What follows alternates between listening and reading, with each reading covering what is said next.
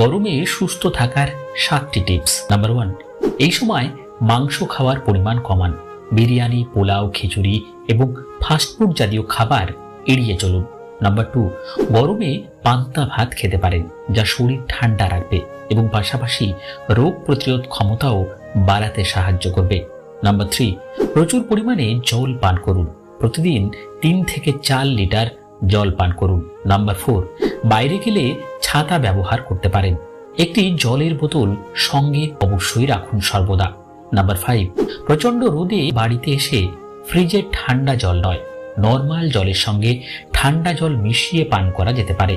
Number 6, saline, ডাবের জল, লেবু শরবত এবং গ্লুকোজ পান করুন, যা শরীর থেকে ঘাম বের হয়ে যাওয়া জলের চাহিদা পূরণ করবে।